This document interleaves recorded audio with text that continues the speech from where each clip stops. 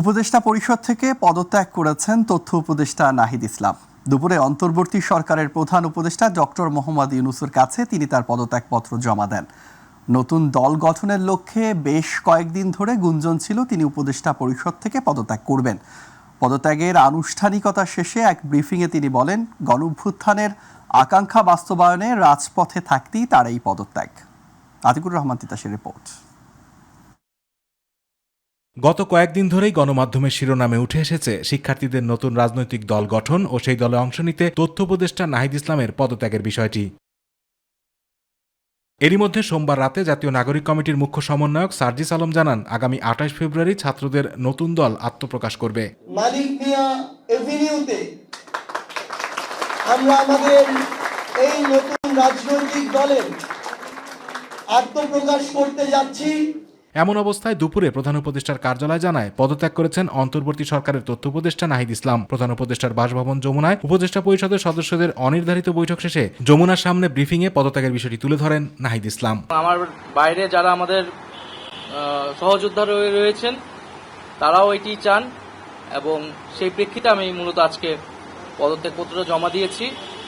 তো গত ৬ মাসে আমি আমার জায়গা থেকে চেষ্টা করেছি কাজ করে যাওয়ার, ফলাফল হয়তো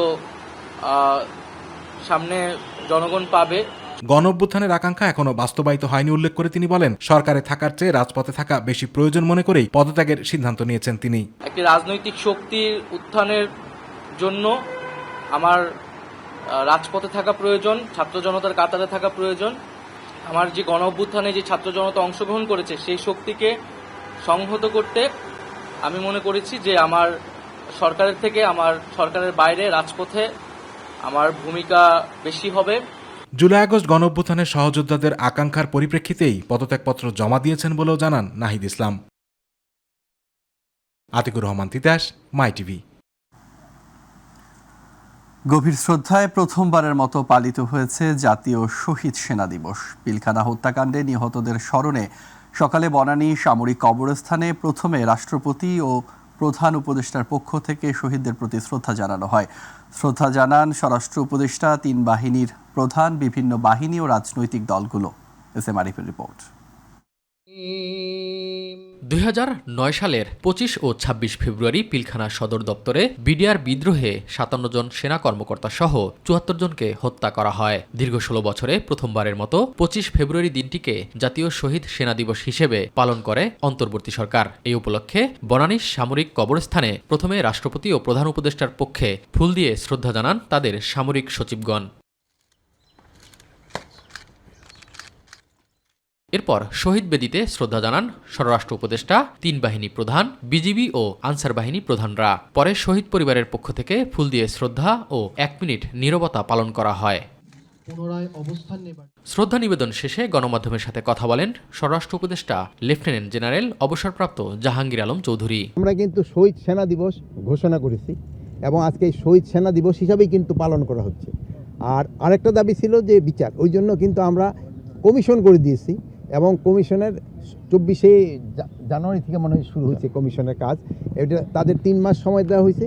তাদের রিপোর্টের বেসিসে আমরা যারা দোষী সাব্যস্ত হবে তাদেরও বিচারে আনতে নেওয়া হবে। রাষ্ট্রীয় আনুষ্ঠানিকতা শেষে পিলখানা হত্যাকাণ্ডে নিহতদের প্রতি ফুলেল শ্রদ্ধা জানান সাবেক সেনা কর্মকর্তা ও বিভিন্ন রাজনৈতিক দলের নেতাকর্মীরা। প্রধান উদ্দেশ্য ছিল বাংলাদেশের নিরাপত্তা ব্যবস্থায় আঘাত হানা এবং বাংলাদেশের সেনাবাহিনীর যেন মনোবল নষ্ট হয়ে যায়, যেন তার দুর্বল হয়ে যায়, সেই কারণে এই ঘটনা হয়েছিল।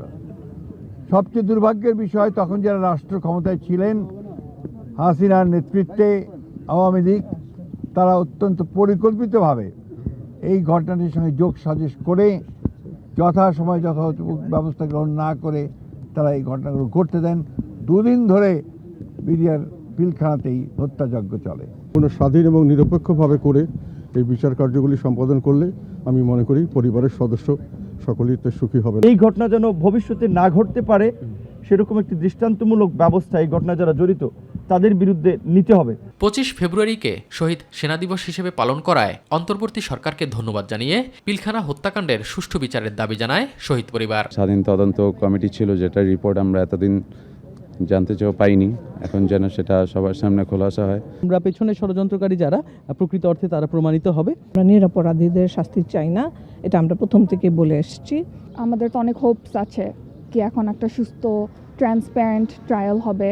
আমরা সন্তুষ্ট, কিন্তু আমাদের আশা ছিল যে এটা ক্যাটাগরি এ হিসাবে একটা দিন পালন করা হবে, সরকারি ছুটি দেওয়া হবে।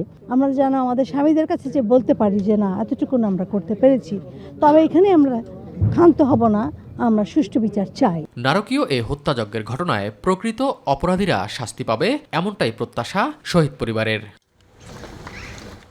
এস.এম. আরিফ, মাইটিভি, ঢাকা। বাংলাদেশের ইতিহাসে কালো দিন 25 ফেব্রুয়ারি। 16 বছর আগের 2009 সালের এই দিনে রাজধানীর পিলখানায় তৎকালীন বিডিআর সদর দফতরে ঘটে এক মর্মান্তিক নৃশংস ঘটনা। বিদ্রোহী বিডিআর জওয়ানদের হাতে প্রাণ হারান 58 জন সেনা সদস্য। দেশের ইতিহাসে দিনটি অন্যতম কলঙ্কিত অধ্যায়। আতিকুর রহমান তিতাসের আরও একটি রিপোর্ট। 2009 সালের 25 ফেব্রুয়ারি সকাল 9টা রাজধানীর পিলখানায় তৎকালীন বাংলাদেশ রাইফেলসের দরবার হলে শুরু হয় দরবার। অনুষ্ঠানের শুরুতেই বিডিআর মহাপরিচালক মেজর জেনারেল শাকিল আহমেদ বক্তব্য শুরু করেন। বক্তব্যের এক পর্যায়ে কিছু বুঝে ওঠার আগেই বিডিআরের কিছু বিদ্রোহী সদস্য অতর্কিত হামলা চালায় দরবার হলে। পথভ্রষ্ট সদস্যদের সেদিনের ওই হামলায় 57 জন সেনা কর্মকর্তা সহ নিহত হন 74 জন। পিলখানার 4 দেয়ালের ভেতরের নৃশংস এই হত্যাযজ্ঞ বুঝতে সময় লেগে যায় আরও 2 দিন। পরদিন রাতে আত্মসমর্পণের মাধ্যমে প্রায় 33 ঘণ্টার বিদ্রোহের অবসান ঘটলে পিলখানার নিয়ন্ত্রণ নেয় পুলিশ। 27 ফেব্রুয়ারি পিলখানার ভেতরে সন্ধান মেলে একাধিক গণকবরের। সেখানে পাওয়া যায় বিডিআর মহাপরিচালক মেজর জেনারেল শাকিল আহমেদ, তার স্ত্রী সহ সেনা কর্মকর্তাদের মরদেহ। উদ্ধার করা হয় ছড়িয়ে ছিটিয়ে থাকা গ্রেনেড সহ বিপুল পরিমাণ অস্ত্র। নারকীয় এ হত্যাকাণ্ডের পর 28 ফেব্রুয়ারি লালবাগ থানায় হত্যা ও বিস্ফোরক আইনে 2টি মামলা হয়। পরে মামলা 2টি নিউ মার্কেট থানায় স্থানান্তরিত হয়। ঢাকা মহানগর তৃতীয় বিশেষ আদালতের বিচারক মোহাম্মদ আখতারুজ্জামান 2013 সালের 5 নভেম্বর মামলার রায় ঘোষণা করেন। রায়ে বিডিআরের সাবেক ডিএডি তৌহিদ সহ 152 জনকে মৃত্যুদণ্ড দেয়া হয়। এছাড়া 160 জনকে যাবজ্জীবন কারাদণ্ড এবং 256 জনকে বিভিন্ন মেয়াদে সাজা দেয়া হয়। অভিযোগ প্রমাণিত না হওয়ায় 277 জনকে খালাস দেয়া হয়। মামলার প্রতিবেদন অনুযায়ী দরবারে অনুষ্ঠিত আয়োজনকে সামনে রেখেই ষড়যন্ত্রকারীরা নিয়েছিল বিদ্রোহের প্রস্তুতি। জাতিসংঘ মিশনে যাওয়ার সুযোগ না থাকা, রেশন বৈষম্য, ডাল ভাত কর্মসূচির নামে টাকা আত্মসাতের অভিযোগ সহ নানা বিষয়ে তৎকালীন বাংলাদেশ রাইফেলস সদস্যদের মধ্যে ছিল অসন্তোষ। তার ফলেই সংঘটিত হয় ইতিহাসের নারকীয় এ হত্যাযজ্ঞ। আতিকুর রহমান তিতাস, মাইটিভি। সেনাপ্রধান জেনারেল ওয়াকারুজ্জামান বলেছেন, বিডিআর হত্যাকাণ্ড তৎকালীন বিডিআর সদস্যরা ঘটিয়েছে। এটা নিয়ে আর কোনো কথা বলা উচিত হবে না। রাজধানীর রাওয়া ক্লাবে জাতীয় শহীদ সেনা দিবসের অনুষ্ঠানে বক্তব্যে কথা বলেন সেনাপ্রধান। তিনি বলেন, যারা বিচারিক প্রক্রিয়ায় দোষী হয়েছে তারা দোষী। নিজেদের মধ্যে হানাহানি করলে স্বাধীনতা বিপন্ন হবে। সেনাবাহিনীর বিরুদ্ধে বিষোদাগার বন্ধ করে বাহিনীকে সাহায্য করারও আহ্বান জানান সেনাপ্রধান। এই বর্বরতা কোনো সেনা সদস্য করেনি, সম্পূর্ণটাই তদানীন্তন বিজিবি সদস্য দ্বারা সংঘটিত। Full stop. এখানে কোনো ইফ এবং বাট নাই। এখানে যদি ইফ এবং বাট আনেন, এই যে বিচারিক কার্যক্রম এতদিন ধরে হয়েছে, 16 বছর ধরে 17 বছর ধরে যারা জেলে আছে, যারা কনভিক্টেড, সেই বিচারিক প্রক্রিয়া ব্যাহত হবে। এই জিনিসটা আমাদের খুব পরিষ্কার করে মনে রাখা প্রয়োজন। এই বিচারিক প্রক্রিয়াকে নষ্ট করবেন না। যে সমস্ত সদস্য শাস্তি পেয়েছে তারা শাস্তি পাওয়ার যোগ্য। এখানে কোনো রাজনৈতিক নেতৃবৃন্দ এর মধ্যে উপস্থিত ছিল কিনা, ইনভলভ ছিল কিনা, বাইরের কোনো শক্তি এর মধ্যে ইনভলভ ছিল কিনা, সেটার জন্য কমিশন করা হয়েছে। কমিশনের চেয়ারম্যান এখানে আছেন, উনি এটা বের করবেন এবং আপনাদের জানাবেন। বটম লাইন হচ্ছে যে এই সমস্ত আমাদের এই চৌকস সেনা সদস্য যারা প্রাণ হারিয়েছেন, তারা প্রাণ হারিয়েছেন তদানীন্তন বিডিআর সদস্যদের গুলিতে। আমরা নিজেরা এই সমস্ত জিনিস নিয়ে অনেক ভিন্ন মত পোষণ করছি, কেউ কেউ এই জিনিসটাকে ভিন্ন খাতে প্রবাহিত করার চেষ্টা করছি, সেটা আমাদের জন্য মঙ্গলজনক হবে না। রাজনৈতিক মতপার্থক্যের কারণে বিভেদ তৈরি হলে দেশের মানুষ ক্ষতিগ্রস্ত হবে বলে মন্তব্য করেছেন বিএনপির ভারপ্রাপ্ত চেয়ারম্যান তারেক রহমান। কুমিল্লা মহানগর বিএনপির দ্বিবার্ষিক সম্মেলনে প্রধান অতিথির বক্তব্যে তিনি কথা বলেন। ঐক্যবদ্ধ থেকে গণতন্ত্রের বিরুদ্ধে সকল ষড়যন্ত্র প্রতিহত করার আহ্বান জানান তারেক রহমান। প্রতিনিধি আবু মুসার তথ্যচিত্রে শামস তাবরিজ উচ্ছ্বাসের রিপোর্ট। কুমিল্লার টাউন হল মাঠে কুমিল্লা মহানগর বিএনপি প্রতিষ্ঠার পর প্রথমবারের মতো আয়োজন করা হলো দ্বিবার্ষিকী সম্মেলন। দুপুর থেকেই নেতাকর্মীদের পদচারণায় কানায় কানায় পূর্ণ হয়ে ওঠে সমাবেশস্থল। স্থানীয় ও কেন্দ্রীয় নেতাকর্মীদের বক্তব্যের পর বিকেলে ভার্চুয়ালি যুক্ত হয়ে প্রধান অতিথির বক্তব্যে দলের ভারপ্রাপ্ত চেয়ারম্যান তারেক রহমান বলেন, রাজনৈতিক মত পার্থক্য যদি বিভেদ তৈরি করে তবে দেশের মানুষ ক্ষতিগ্রস্ত হবে। আজকে যদি আমরা নিজেদের মধ্যে যত বেশি অপ্রয়োজনীয় তর্ক বিতর্কে আমরা লিপ্ত হব, তত বেশি ক্ষতিগ্রস্ত হবে দেশ, ক্ষতিগ্রস্ত হবে দেশের মানুষ, ক্ষতিগ্রস্ত হবে এই দেশের গণতন্ত্রের ভবিষ্যৎ, ক্ষতিগ্রস্ত হবে এই দেশের রাজনৈতিক যতগুলো গণতান্ত্রিক রাজনৈতিক প্রতিষ্ঠান আছে সেইগুলো।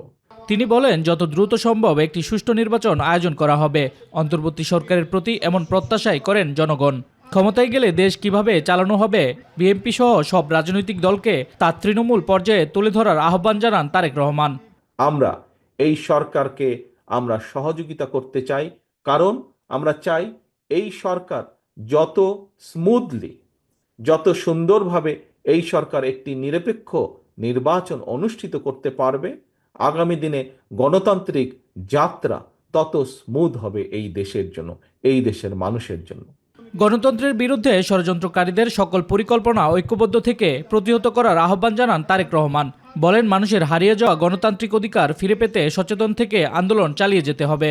আমাদের মূল লক্ষ্য এবং উদ্দেশ্য বাংলাদেশের মানুষের হারিয়ে যাওয়া যে অধিকার, রাজনৈতিক যে অধিকার, সেই অধিকার যতক্ষণ পুনঃপ্রতিষ্ঠিত না হবে, অধিকার আদায়ের যে আন্দোলন সেটি অব্যাহত থাকবে। শামস তাবরিজ উচ্ছ্বাস, মাই টিভি। মাধ্যমে আমাদেরকে সচেষ্ট থাকতে। ছাত্র জনতার গণ অভ্যুত্থানকে নস্যাৎ করতে দিল্লিতে বসে শেখ হাসিনা ষড়যন্ত্র করছে বলে অভিযোগ করেছেন বিএনপির মহাসচিব মির্জা ফখরুল ইসলাম আলমগীর। আর স্থায়ী কমিটির অপর সদস্য মির্জা আব্বাস বলেছেন, জাতীয় নির্বাচনের আগে স্থানীয় নির্বাচন দিয়ে সরকার পায়ের তলায় মাটি তৈরি করতে চায়। আলাদা অনুষ্ঠানে বিএনপির নেতারা এসব কথা বলেন। ইউসুফ আলীর রিপোর্ট। পিলখানা ট্র্যাজেডি দিবস উপলক্ষে রাজধানীর ইঞ্জিনিয়ার্স ইনস্টিটিউশনে আলোচনা সভার আয়োজন করে বিএনপি। সভায় দলের মহাসচিব মির্জা ফখরুল ইসলাম আলমগীর বলেন, যে কোনো ষড়যন্ত্র মোকাবেলা করতে সবাইকে ঐক্যবদ্ধ থাকতে হবে। বাংলাদেশে একটা গণতান্ত্রিক রাষ্ট্র হিসেবে গড়ে তুলবার, সমৃদ্ধ রাষ্ট্র হিসেবে গড়ে তুলবার সেই সুযোগকে ধ্বংস করে দেওয়ার চক্রান্ত চলছে। শেখ হাসিনা আশ্রয় নিয়েছেন সেই দিল্লিতে, সেখান থেকে তিনি চক্রান্ত করছেন, পরিকল্পনা করছেন যে কি করে এই গণ অভ্যুত্থানের এই বিজয়ের সমস্ত ফলাফলকে নস্যাৎ করে দেওয়া যায়, একটা অস্থিতিশীল অবস্থা সৃষ্টি করা যায়।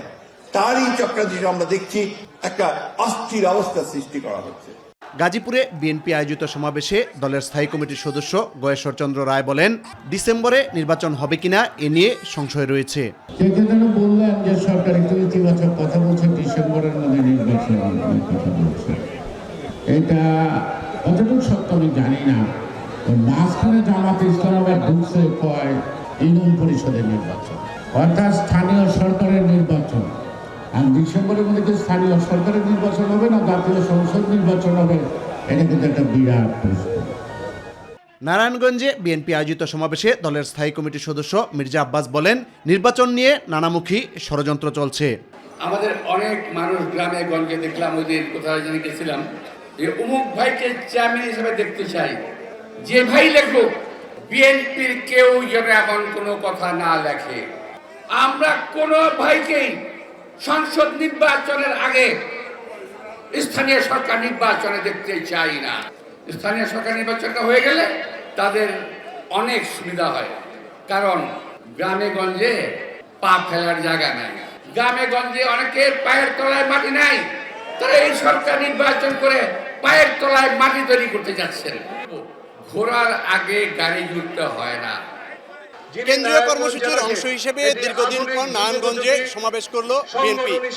এই সমাবেশ থেকে নারায়ণগঞ্জ জেলার সন্ত্রাস ও চাঁদাবাজি দূর করে দ্রব্যমূল্য নিয়ন্ত্রণে কাজ করার জন্য অন্তর্বর্তী সরকারকে আহ্বান জানিয়েছেন বক্তারা।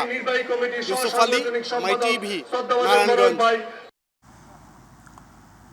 বিএনপির ভাইস চেয়ারম্যান, মুক্তিযুদ্ধের অন্যতম সংগঠক, সাবেক মন্ত্রী ও বর্ষিয়ান রাজনীতিবিদ আব্দুল্লাহ আল নোমানের দ্বিতীয় জানাজা অনুষ্ঠিত হয়েছে। বিকেলে নয়াপল্টনে বিএনপির কেন্দ্রীয় কার্যালয়ের সামনের সড়কে মরহুমের জানাজা অনুষ্ঠিত হয়। এর আগে সংসদ ভবনে বিএনপির প্রয়াত নেতা প্রথম জানাজা অনুষ্ঠিত হয়।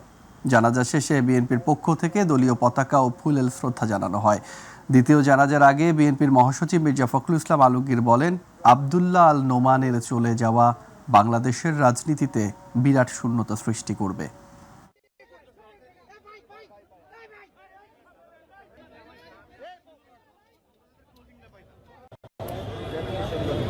আমাদের মাঠ থেকে আজকে সকাল 6টায় চলে গেছে। আমি আল্লাহ তাআলার কাছে, পরম আল্লাহ তাআলার কাছে এই দোয়া করতে চাই যে আল্লাহ তাআলা যেন তাকে বেহেশত নসিব করেন এবং তার পরিবার, তার সন্তান এবং তার পরিবারের সদস্যদেরকে এই শোক সহ্য করবার ক্ষমতা দেন। একই সঙ্গে তার দীর্ঘ রাজনৈতিক জীবনের সহকর্মী, তার গুণগ্রাহী, শুভাকাঙ্ক্ষী সবাই যেন এই মহান নেতার প্রতি তাদের শ্রদ্ধা জানাতে পারেন এবং একই সঙ্গে তার আত্মার মাগফিরাতের জন্য কামনা করতে পারেন, সেই দোয়া আল্লাহ তাআলার কাছে। মানবতাবিরোধী অপরাধের মামলায় জামায়াত নেতা এটিএম আজহারুল ইসলাম লিপ্ট আপিলের অনুমতি পাবেন কিনা সে বিষয়ে আগামীকাল আদেশ দিবেন আপিল বিভাগ। সে পর্যন্ত শুনানি মুলতবি করা হয়। সকালে প্রধান বিচারপতির নেতৃত্বে 5 বিচারপতির আপিল বেঞ্চ শুনানি শেষে রায়ের জন্য এদিন ধার্য করেন। শুনানি শেষে তার আইনজীবী সিমির মনির জানান, এটিএম আজহার সহ মানবতাবিরোধী অপরাধের মামলায় দণ্ডপ্রাপ্ত কারো বিচারে আন্তর্জাতিক আইনের বিধান মানা হয়নি। সাইদুর রহমান আবিরের রিপোর্ট। বাংলাদেশ জামায়াতে ইসলামীর সাবেক সেক্রেটারি জেনারেল এটিএম আজহারুল ইসলামের বিরুদ্ধে মানবতা বিরোধী অপরাধের দায়ে বিগত আওয়ামী লীগ সরকারের মেয়াদে মৃত্যুদণ্ডাদেশ প্রদান করেন আপিল বিভাগ। এই আদেশের বিরুদ্ধে রিভিউ আবেদন করা হয়। আবেদনের প্রেক্ষিতে শুনানির দিন ধার্য করা হয় 25 ফেব্রুয়ারি মঙ্গলবার। আংশিক শুনানি হয়েছে এবং বুধবার পর্যন্ত মুলতবি ঘোষণা করেন আপিল বিভাগ। জামায়াতে ইসলামীর প্রাক্তন ভারপ্রাপ্ত সেক্রেটারি জেনারেল জনাব এটিএম আজহার সাহেবকে ফ্যাসিস্ট সরকারের আমলে তখনকার দিনের আপিল বিভাগ মৃত্যুদণ্ডাদেশ প্রদান করেছিল। সেই মৃত্যুদণ্ডাদেশের বিরুদ্ধে আমরা রিভিউ আবেদন দায়ের করেছিলাম। সেই রিভিউ আবেদন আজকে আংশিক শুনানি হয়েছে। আগামীকালকে সকালবেলা আবার টপমোস্ট আইটেম হিসেবে শুনানি হবে। মানবতা বিরোধী অপরাধের বিচারে কোনো আসামির বিষয়ে আন্তর্জাতিক আইনি প্রথা মানা হয়নি বলে জানান অ্যাডভোকেট শিশির মনির। যে এখানে মূল প্রশ্ন উঠেছে যে কাস্টমারি ইন্টারন্যাশনাল ল বা প্রথাগত আন্তর্জাতিক আইন বাংলাদেশের যুদ্ধাপরাধ ট্রাইব্যুনালের ক্ষেত্রে প্রযোজ্য হবে না মর্মে অতীতের আদালত বলেছেন।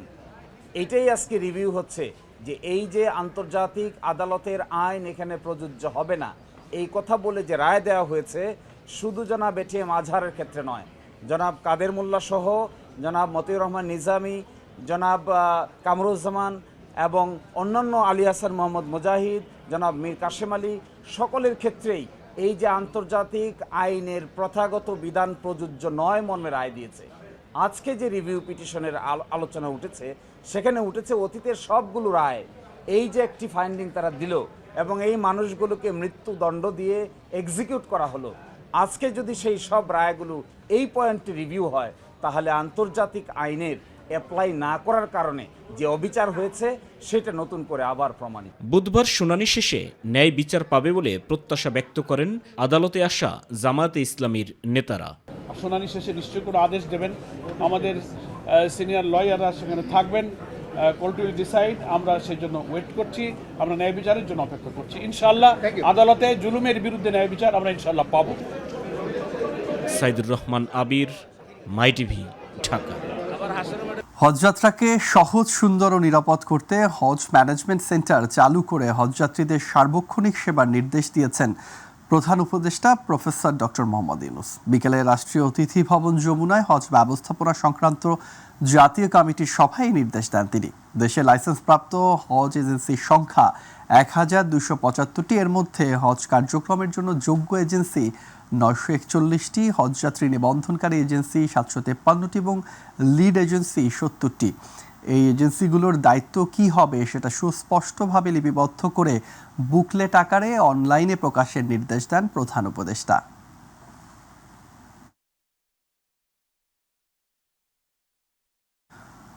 মালদ্বীপে বসবাসরত বাংলাদেশিদের বৈধতা দিতে দেশটির সরকারকে অনুরোধ জানিয়েছেন প্রধান উপদেষ্টা ডক্টর মোহাম্মদ ইউনূস। একই সঙ্গে বাংলাদেশ থেকে আরও কর্মী নিয়োগের আহ্বান জানিয়েছেন তিনি। প্রধান উপদেষ্টার কার্যালয় থেকে প্রকাশিত এক বিবৃতিতে বিষয়টি জানানো হয়।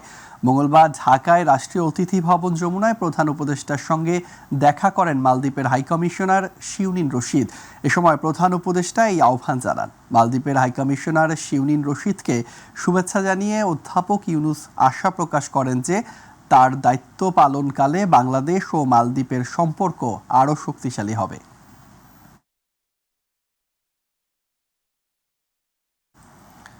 নিরাপত্তার স্বার্থে খুলনা প্রকৌশল ও প্রযুক্তি বিশ্ববিদ্যালয় কুয়েটের সকল একাডেমিক কার্যক্রম অনির্দিষ্টকালের জন্য বন্ধ ঘোষণা করা হয়েছে।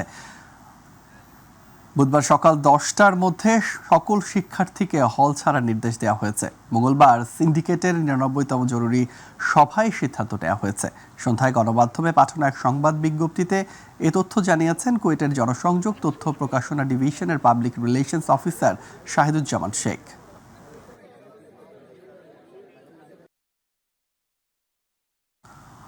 অমর একুশে বইমেলায় এখন বিদায়ের সুর।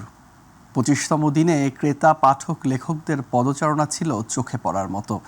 শেষ দিকে এসে অনেক পাঠক লেখক আগামীতে মানসম্মত বই প্রকাশনা আরও বাড়ানোর বিষয়ে মত দেন। এস এম খোরশেদ আলমের রিপোর্ট। অমর একুশে বইমেলায় এখন বিদায়ের সুর। দর্শনার্থীদের উপস্থিতি বাড়লেও এবার বই বিক্রি আশানুরূপ নয় বলে জানান প্রকাশক ও বিক্রেতারা। উপন্যাসও বিক্রি হচ্ছে, বাট নন ফিকশনের কালেকশনটা বেশি। আমাদের শিক্ষামূলক, এডুকেশনাল এইসব বইগুলোর তুলনামূলক বেশি হওয়ার কারণে ওগুলোই বেশি বিক্রি হচ্ছে। আর আমাদের এখানে বেশ ভালো একটা হরর থ্রিলার আছে, নাম হলো নিকটতম আত্মা। তারপরে আমাদের কিছু রোমান্টিক উপন্যাস আছে, এই একটা, তার মধ্যে ক্যামেলিয়া, তারপরে অন্য কেউ অন্য কোথাও। মানুষ বই কিনছে না তা বলবো না, বই কিনছে, তুলনামূলক ওই রকম বই বিক্রি হচ্ছে না। বরাবরের মতো ফিকশন ও শিশুদের বই চলছে, বেশি বিক্রি হচ্ছে বলে জানান লেখক প্রকাশকরা। প্রথম সংস্করণ এই হৃদয়ের সাহিত্য প্রকাশন থেকে এবার প্রথমে আমাদের এই বই বের হয়েছে। শুধুমাত্র বইয়ের নামকরণ করেছি ভালোবাসায় শকুন থাকে বসে, কিন্তু ভালোবাসা এই 4টি অক্ষর আমার কবিতার ভিতরের বইয়ের কোনো জায়গায় নেই। অনুভূতি খুবই ভালো, আলহামদুলিল্লাহ। আমি খুব বেশি সাড়া পাচ্ছি বইয়ের জন্য, যেহেতু এটা গবেষণাধর্মী বই এবং ইংরেজিতে লেখা। এতটাও আশা করিনি যে সাড়া পাবো। যান্ত্রিকতা ও তথ্য প্রযুক্তির যুগে বইয়ের প্রতি মানুষের ভালোবাসা ও চাহিদা অব্যাহত থাকবে বলে মনে করেন লেখক প্রকাশকরা। মুগ্ধ যে বলেছে পানি লাগবে পানি, সেই পানি লাগবে পানি শব্দটি যেন এই সংগ্রামের এক দীপ্ত স্লোগান ছিল, যার নাকি প্রতিটি মানুষের হৃদয় আজও আলোড়িত হয়। তারই পরিপ্রেক্ষিতে লেখা আমার উপন্যাস পানি। ভেতরে মন আছে বলেই তো লেখা এবং প্রকাশ করা। আমি এই জন্যই এখানে আজকে হাজির, যে দেখি একজন মানুষকে আরেকটু অনুপ্রেরণা দেওয়া যায় কিনা। তো আমি তার এই বইয়ের সফলতা কামনা করি। এস এম খোরশেদ আলম, মাই টিভি, ঢাকা।